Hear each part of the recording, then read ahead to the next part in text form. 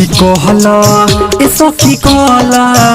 सखी कहला सावन के सोमरिया दुल्हा पा जोइबू सबका से बढ़िया। सखी कहला सावन के सोमरिया दुल्हा पा जोइबू सबका से बढ़िया।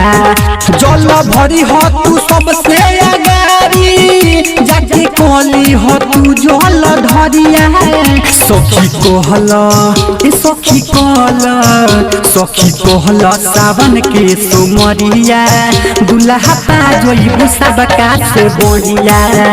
सखी कहला सावन के सोमरिया दुल्हा पा जोइबू सबका से बढ़िया।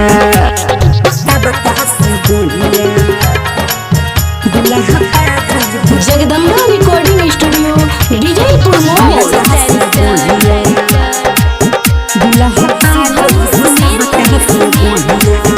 बौरहवा पजल दे चढ़ावे सखी बड़ी सुंदर सजना बाबू पावेला सखी।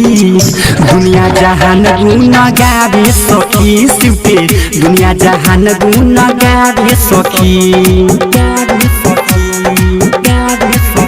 बौरहवा पजल दे चढ़ावे सखी बड़ी सुंदर सजना बाबू पावेला सखी।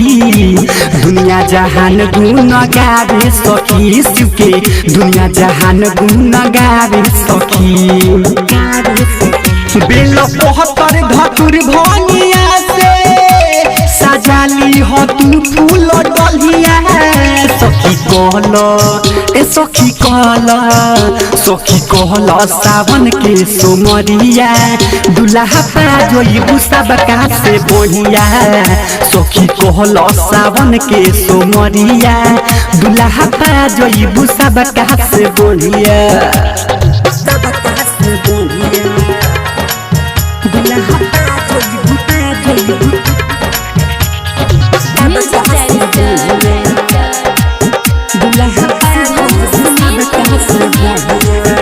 भोला फेरी ले नजर तोहरा योरनु हो लागी पियरी हाथ में असो तोरनु हो।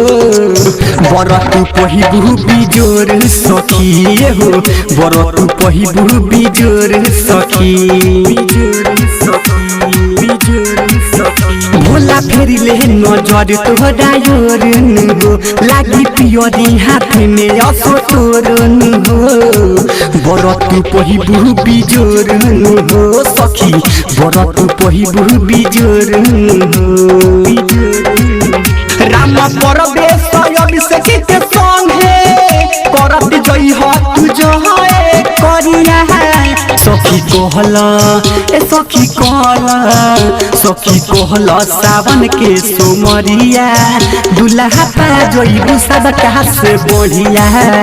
सखी कहला सावन के सोमरिया दुल्हा पा जोइबू सबका से बढ़िया।